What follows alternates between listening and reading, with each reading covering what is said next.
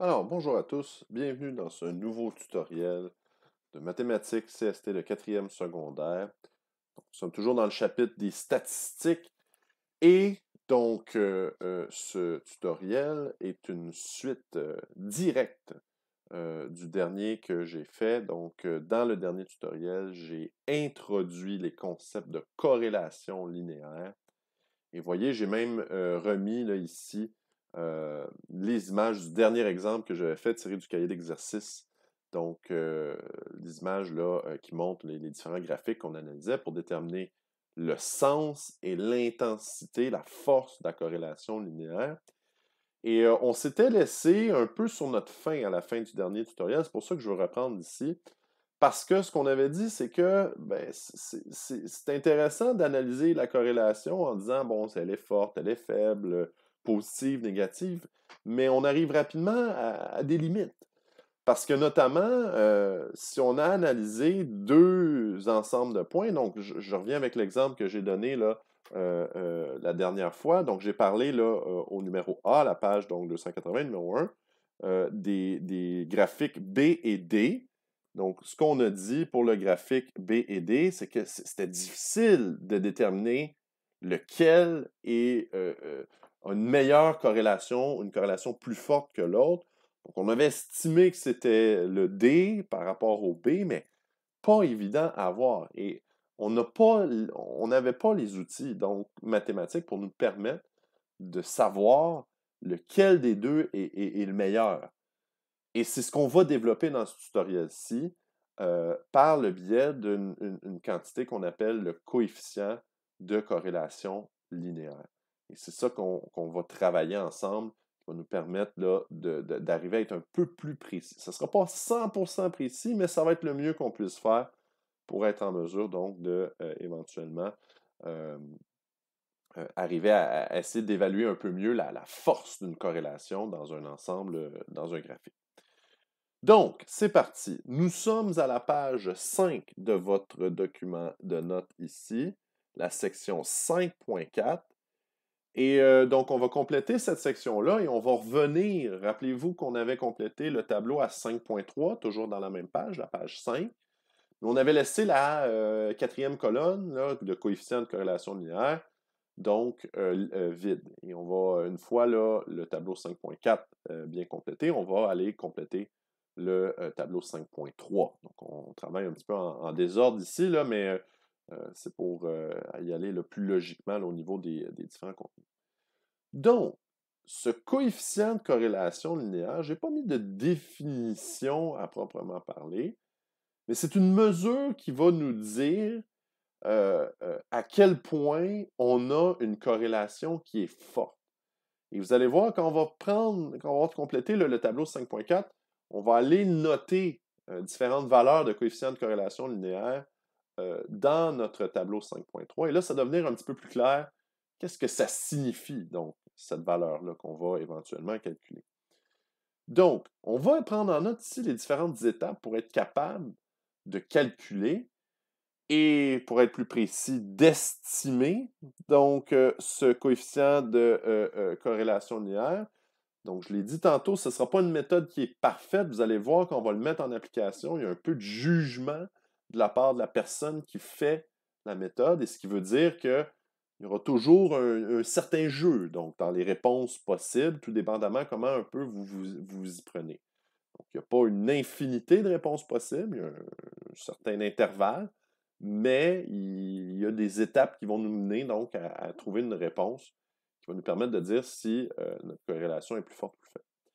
Donc, peut-être que ces étapes-là, quand on va les prendre en note ici, ça ne fera pas trop de sens pour vous. Je vous demande de les noter et on va le démontrer là, vraiment étape par étape, ensuite à l'aide d'un exemple. Et ça va nous aider grandement pour être en mesure là, donc euh, de bien comprendre là, les différentes étapes pour arriver à calculer ce qu'on appelle le coefficient de corrélation linéaire. Donc, la première étape qu'on va faire pour arriver à calculer ça, donc, étant donné que, disons qu'on a un nuage de points, là, qu'on a un graphique comme on avait au tutoriel précédent, donc la première chose qu'on va faire, c'est qu'on va tracer une droite qui suit le mieux possible la tendance linéaire du nuage de points. Et ça, vous m'avez vu le faire là, dans le tableau là, 5.3. Souvent, vous aviez donc votre nuage de points, comme ça ici, x, y. Et souvent, ce que je faisais, là, c'est que j'allais tracer une droite à quelque part là-dedans pour indiquer là, la tendance générale. Donc, c'est ce qu'on va essayer de faire. Et on va se donner une certaine façon de procéder pour avoir donc la meilleure droite possible, celle qui passe le plus possible par le centre, donc la tendance centrale, là, si vous voulez, de notre nuage de points. Et un des trucs, là,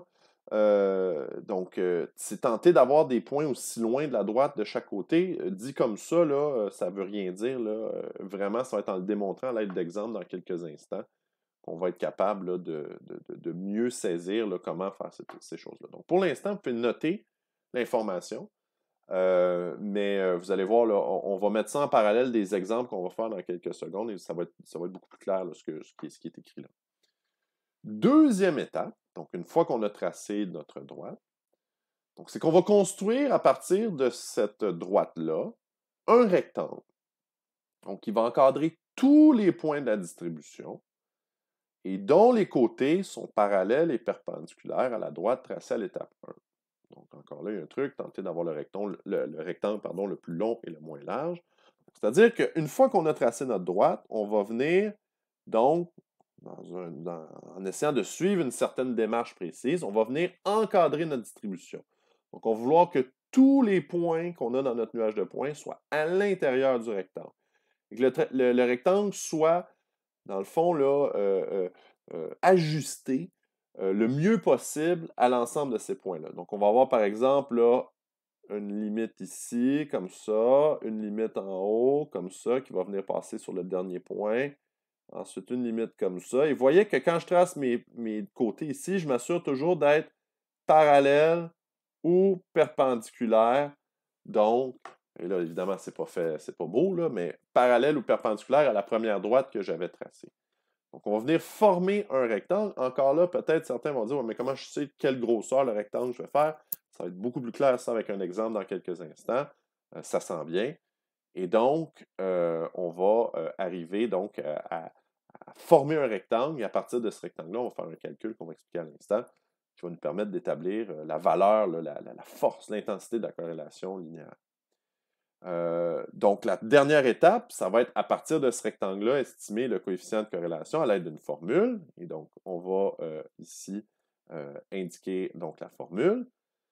Donc, le coefficient de corrélation linéaire, son symbole, c'est R, ici. Donc, le symbole du coefficient de corrélation linéaire, c'est R. Et donc, on va le calculer. Vous voyez ici qu'il y a les barres, le égal, là, le approximatif avec les vagues. Donc, ça veut dire que c'est une méthode qui est imprécise, approximative. Et ça, vous l'avez peut-être compris, là, si vous comprenez un peu où on s'en va avec notre rectangle. Vous voyez que notre rectangle qui est ici, les côtés, là, ne seraient peut-être pas toujours identiques. Si moi je le fais, si un autre le fait, peut-être qu'on le placerait légèrement différemment. Donc, c'est pour ça qu'on revient au fait que c'est une méthode qui n'est pas précise à 100%. C'est une méthode d'estimation de notre rectangle qui va nous permettre de calculer donc la corrélation linéaire. Une fois qu'on a ce rectangle-là, bien, la formule, donc le plus ou moins, on y reviendra ici. Il va falloir choisir si la corrélation est positive ou négative. Donc, ça va être à nous de faire ce choix-là. Et donc, entre parenthèses, on va faire 1 moins la mesure du petit côté de votre rectangle. Donc, ça, c'est la largeur que je vais noter ici. Donc, petit l, 1 moins petit l, donc la largeur de votre rectangle, le plus petit côté ici, divisé par le plus grand côté. Donc, ça, ce serait grand L ici. Donc, petit L, la largeur du rectangle, grand L, la longueur du rectangle. Et donc, oui, il va falloir mesurer notre rectangle. Mesurer avec une règle, avec des centimètres là, ou des millimètres, là, comme vous le souhaitez. Il va y avoir des mesures à prendre. Donc, autre potentiel d'erreur. Ce n'est pas des calculs qui sont précis, parce que si je mesure 2,4 cm puis quelqu'un à côté de moi mesure 2,3, il y a une petite erreur entre les deux. Mais je le répète, cette méthode-là, elle n'est pas précise à 100%. Et si on devait faire une évaluation où je vous demande de calculer un coefficient de corrélation, il y aurait toujours une marge d'erreur. Donc, vos réponses là, rentraient dans un certain intervalle, et tant et aussi longtemps que vous êtes dans cet intervalle-là, vous serez correct, parce qu'il y a une certaine marge d'erreur, étant donné que ce n'est pas précis à 100%. Donc, là, je vous comprends si vous dites « je ne suis pas sûr où on s'en va avec ça, c'est pas clair, c'est pas évident ». Tout à fait. Ça va vraiment prendre un exemple, on va faire ça dans quelques instants, mais je voulais qu'on se donne une façon de travailler. On a des étapes ici, on va pouvoir les mettre en relief avec notre exemple là, dans quelques instants. Avant ça, on va compléter notre tableau de la page 5 toujours, mais le tableau 5.3. Parce que la valeur du coefficient de corrélation linéaire va nous donner un aperçu si la corrélation elle est parfaite. Donc, elle est vraiment là, la plus belle corrélation possible. Et donc, retournons dans notre tableau 5.3 ici. Ah oui, c'est vrai, donc corrélation positive, corrélation négative, ça je l'ai mentionné tantôt, on va le voir dans l'exemple dans quelques instants. Donc, coefficient de corrélation, donc je le répète, ça c'est le tableau 5.3, toujours à la page 5 ici de votre document. Donc, la plus haute valeur qu'on peut avoir dans un coefficient de corrélation, c'est lorsque tous nos points sont parfaitement alignés le long d'une droite. Et ça forme un rectangle qui est très, très, très mince, très long et très mince. Un rectangle qui est très mince a une largeur pratiquement de 0 sur une longueur quelconque. Ça veut dire que le rapport là, largeur sur longueur va être de 0.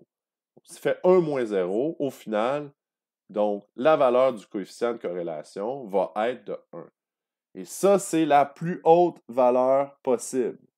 Donc, c'est là, j'allais écrire plus haute possible, c'est le maximum qu'on peut avoir. Donc, le maximum, il n'y a pas de coefficient de corrélation qui dépasse 1.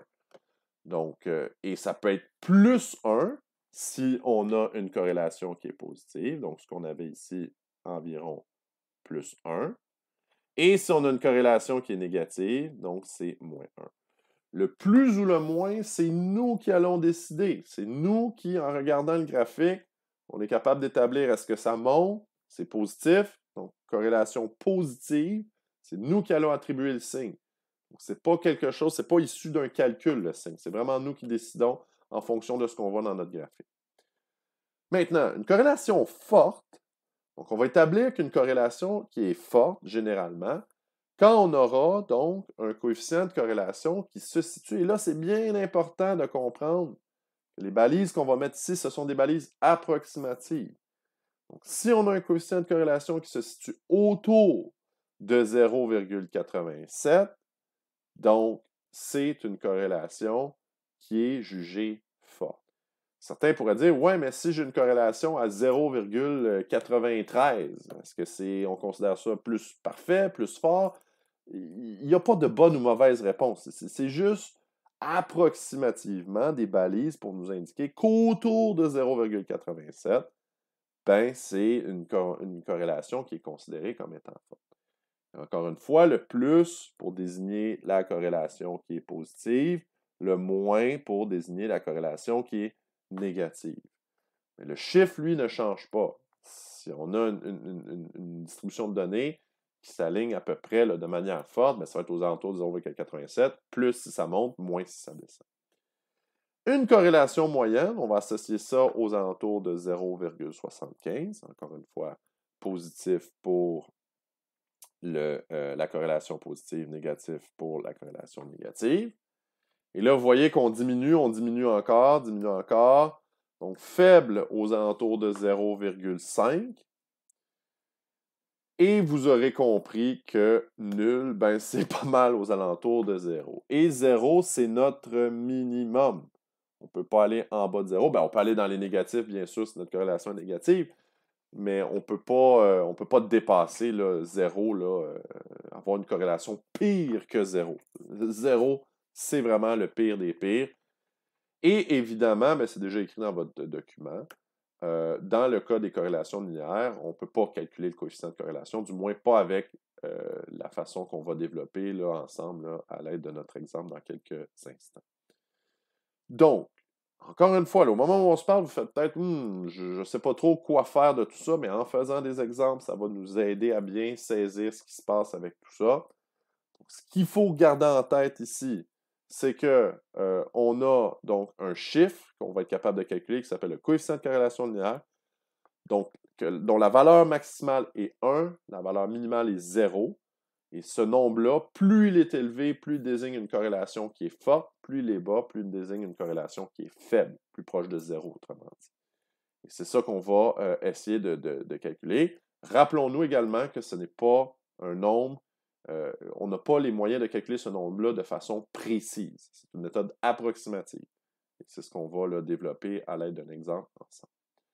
Donc, vous avez la référence d'un exemple là, dans votre tableau de la page 5.4, donc page 291, numéro 7. On va aller voir ça ensemble. Et donc, vous avez les graphiques ici. Je ne les montrerai pas ici directement, donc dans mon PowerPoint, du moins pas pour l'instant, parce que je veux vraiment vous montrer comment faire les étapes de calcul à l'aide d'une règle ici. Et là, ça va être vraiment important. Vous avez besoin d'une règle graduée, pas juste un objet pour faire des lignes droites. Ça vous prend une règle qui est graduée en centimètres, en millimètres. En millimètres, c'est préférable pour être capable d'avoir des valeurs qui sont plus précises. Donc, je vais retourner, au lieu de vous montrer ici l'exemple au complet, je vais retourner à nos étapes qu'on avait mentionnées pour être capable d'appliquer une certaine méthode pour arriver à trouver le coefficient de corrélation linéaire. Donc, notre première étape, c'est de tracer une droite qui suit le mieux possible, donc, la tendance linéaire du nuage de points. Et le truc, donc, c'est d'avoir des points aussi loin de la droite de chaque côté. On va regarder ça ensemble. Donc, je vais aller ici dans un autre logiciel pour me permettre de travailler avec une règle. Vous voyez ici, là, j'ai moyen dans ce logiciel-ci d'avoir une règle devant nous. Donc, ça va simuler un peu ce que vous avez, vous, à la maison dans votre cahier d'exercice. Donc, où est-ce que je place ma règle ici? Donc, on va faire le A et le B là, que vous avez à la page 291, le numéro 7. Donc, comment je place ma règle pour avoir ma première droite correctement? Ben, c'est un peu un jeu, comme je mentionnais, là, approximatif. Il n'y a pas meilleure façon de le décrire. Et donc, c'est un jeu où il faut vraiment placer notre règle ici. Et on veut le placer au centre de la distribution le plus possible. On veut suivre la tendance. Et je disais, dans le fond, qu'on veut essayer de faire en sorte d'avoir des points qui sont aussi loin de la règle de chaque côté. Donc, par exemple, si je place ma règle ici comme ça et que je traçais ma droite ici comme ça, vous constatez une chose, c'est que par rapport à ma droite, il y a un point ici qui est au-dessus de ma droite qui est très, très proche ici. Et j'ai des points en dessous de ma droite qui sont très, très loin.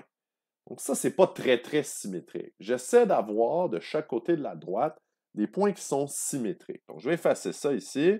Je vais me reprendre. Donc, je vais essayer de placer ici ma droite de façon plus centrale. Donc, quelque chose comme ça ici. Donc, j'essaie d'avoir autant de points au-dessus qu'en dessous. J'essaie que mes points les plus éloignés de la droite soient aussi loin au-dessus qu'en dessous. Donc, moi, j'estime qu'en ce moment, ici, comme ça, c'est pas mal. Voyez ce que ça donne.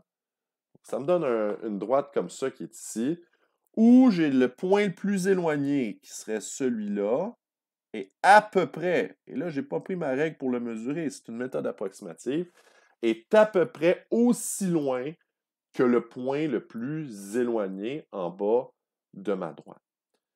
On essaie de faire en sorte que ces deux distances-là soient les mêmes, là, donc soient à peu près égales. Une autre chose qu'on ne veut pas faire ici, et peut-être que ça va vous apparaître un peu plus évident à notre deuxième étape, on ne veut pas placer, par exemple, notre droite comme ça ici. Voilà, je vais le montrer ici comme ça rapidement. La raison pour laquelle on ne veut pas placer notre droite comme ça, même s'il y a autant de points au-dessus qu'en dessous, même si le point le plus éloigné est à peu près à la même distance de chaque côté, là je sais que ce n'est pas exactement le cas comme ça ici. Le problème est que si je place ma règle comme ça et ma droite comme ça, c'est qu'après ça, je devrais tracer un rectangle avec des côtés parallèles et perpendiculaires à ma droite que j'ai fait à l'étape 1. Je vais perdre mon crayon ici, ça ne sera pas long. Je vais ajuster ça à l'instant. Donc, oh, toujours perdu mon crayon. Ah, le revoici, il est revenu à la vie. Donc, attendez un instant, je vais mettre du rouge ici. Donc, voilà. Donc, je tracerai ici un rectangle comme ça, avec des côtés parallèles à ma droite et perpendiculaires à ma droite. Bien, vous voyez que le rectangle, ça donne un rectangle qui est quand même assez large, pas très, très long par rapport à sa largeur. Tandis que si je me place comme je m'étais placé tantôt, je vais effacer tout ça ici, je me place avec un angle qui est plus prononcé, qui suit davantage la tendance de la droite, donc quelque chose comme ça ici, à peu près. Vous voyez, ça a changé un peu par rapport à ce que j'ai fait tantôt, il y a une certaine marge de manœuvre ici. Le rectangle que je vais produire quand je vais tracer quand je vais encadrer ma distribution, ce rectangle-là va être beaucoup moins large. Donc, si je trace rapidement comme ça ici, c'est un rectangle qui va être moins large et plus long. Et donc, c'est toujours ce rectangle-là que je veux tracer. Un rectangle qui est toujours moins large et plus long. Donc, je vise à avoir le rectangle le moins large possible et le plus long possible. C'est pour ça que l'orientation de ma droite a aussi une importance assez grande donc, dans les différents calculs que je vais faire. Donc, ça, c'était ma première étape. Donc, je reviens à ma première étape ici. On a tracé une droite qui suit le mieux possible la tendance linéaire du nuage de points. Donc, ça, c'est fait. Deuxième étape, j'en ai déjà parlé abondamment, on veut construire un rectangle qui encadre tous les points de la distribution et dont les côtés sont parallèles et perpendiculaires à la droite tracée à l'étape 1. Donc, c'est là que j'explique mon truc, d'avoir un rectangle plus long et moins large. Ce que je vais faire ici, je vais aller placer ma droite, donc, toujours parallèle, donc dans la même orientation que j'avais pour mon nuage de points. Là, je pense que j'ai bougé une petite affaire. J'avais 34, je pense. Voilà, ici, parfait. Donc, je vais aller placer ma droite parallèle au point le plus haut. Donc, je vais placer ma droite à la même angle, et là, je vais aller toucher, frôler le point le plus haut ici. Et je vais aller tracer une ligne, comme ça. Parfait. Je vais faire la même chose en bas, comme ça ici. Donc, au point le plus bas de ma distribution. Voilà. Mon nuage de points. Je vais aller tracer une ligne comme ça. Parfait. Et là, j'ai deux lignes parallèles à ma première qui est formée. Et là, je vais aller me placer à 90 degrés par rapport à ma droite. Donc, quelque chose comme ça ici. Tiens, 54 comme ça ici. Donc, je vais aller maintenant faire la même chose avec les deux points les plus éloignés. Donc, dans ce sens-là ici. Donc, vous voyez, là, je suis le point le plus éloigné comme ça vers le bas. Je ferme mon rectangle. Et le point le plus éloigné vers le haut, comme ça ici, sur la bordure, directement. Voilà, je ferme le rectangle. Et donc, j'ai formé ici un rectangle dans lequel tous les points de la distribution se trouvent. Donc, mon rectangle encadre la distribution et ça fait en sorte que tous les points se retrouvent. Et là, je vais pouvoir aller mesurer dans une prochaine étape la longueur et la largeur donc de ce rectangle-là pour être en mesure ensuite d'aller calculer là, le coefficient de corrélation. Avant de faire ça, je vais répéter la procédure ici pour le B, pour montrer un peu, encore une fois, les étapes dans l'ordre. Donc, c'est parti. Première étape, on va tracer une droite, encore une fois, qui passe par le milieu de la distribution. Donc, moi, j'estime ici que ça serait à peu près comme ça. Ouais, on va dire à peu près. Je vais le tracer, voir si jamais c'est pas beau, je vais en faire une autre. C'est pas mal. Je pourrais me baisser un petit peu parce que vous voyez ici que le point le plus loin, ça serait lui. Le point plus loin, ça serait lui. Je suis peut-être un petit peu haut. Là, ce serait un peu, là, je vous dirais peut-être là, à être pointilleux, mais je vais le faire ici. Je vais baisser légèrement. Donc, juste une petite chose comme ça ici, un petit peu plus là, comme ça peut-être. Et voilà. Ouais, là, ça a l'air quand même assez symétrique là, par rapport à ma droite. Bon, c'est très semblable à ce que j'avais préalablement, mais quand même. Donc, vous voyez ici, Donc, j'ai tracé une droite qui passe par le milieu. Je me suis assuré de suivre la tendance générale et d'avoir éventuellement là, un rectangle le plus long possible et le moins large possible. Donc, je vais aller ensuite tracer deux droites parallèles en allant placer ma règle au point le plus haut. Donc, ça serait le point qui est ici. Je m'en vais là. Et là, je trace donc une ligne ici. Je vais aller faire la même chose en bas. Donc, quand j'arrive au point, je touche au dernier point ici, toujours en étant parallèle à ma première droite. Comme ça ici. Et là, je vais aller me placer perpendiculairement donc à ma droite. Comme ça, on va aller ici. Quoi, 50? Voilà, 50. Voilà, c'est bon ça. Donc ici, on va aller placer au point le plus haut. Même principe, on trace la droite. Au point le plus bas, même principe, on trace la droite. Et on ferme par le fait même notre triangle. Pas notre triangle, notre rectangle. Donc, encore une fois, j'ai fermé mon rectangle. J'ai tous les points de la distribution qui se retrouvent à l'intérieur. Je peux mesurer la largeur, la longueur et la largeur de ce rectangle-là. Et je vais pouvoir utiliser ces valeurs-là pour faire le calcul du coefficient de corrélation. Donc, je vous invite à le pratiquer par vous-même. Donc, c'est une méthode qui est comme on le dit, pas parfaitement précis. Quand vous allez faire vos calculs, vous obtenir vos réponses, vous allez voir que peut-être vos réponses diffèrent légèrement. Donc, dans la mesure où vous avez peut-être quelques centièmes de différence avec les réponses officielles, vous pouvez considérer que votre réponse est dans le coup, mais si jamais vous avez plusieurs dixièmes, là, peut-être qu'il faudra réviser un peu la façon dont vous avez fait votre rectangle. Donc, vous pouvez reconsulter, là, faire rejouer cet exemple-là ou, évidemment, me poser vos questions là, si jamais vous avez de la difficulté à bien maîtriser cette technique là, du rectangle pour éventuellement calculer notre coefficient de corrélation linéaire. Bon, c'est bien beau être capable de dessiner ce rectangle-là, mais on n'a pas tout à fait fini. Il nous reste une dernière étape. Donc là, on a fait l'étape 1 et l'étape 2. Il nous reste l'étape 3, qui est d'estimer le coefficient de corrélation linéaire à l'aide de la formule. Et donc, on va aller faire ça ici. Donc, je vais retourner à notre diapositive avec les exemples ici. Donc, les deux rectangles ici sont formés, donc je les ai formés là, comme ça ici. Et là, si vous regardez, vous pouvez vérifier vos mesures avec ce que j'ai fait ici. Donc, j'ai mesuré la longueur du rectangle de gauche. Donc, ça m'a donné aux alentours de 50 mm, ou 5 cm, là, si vous le mesurez en centimètres. Donc, si jamais vous avez une mesure dans votre cahier d'exercice qui est autour de ça, ben, considérez que mission accomplie. Là, vous avez une réponse qui est proche de la vérité.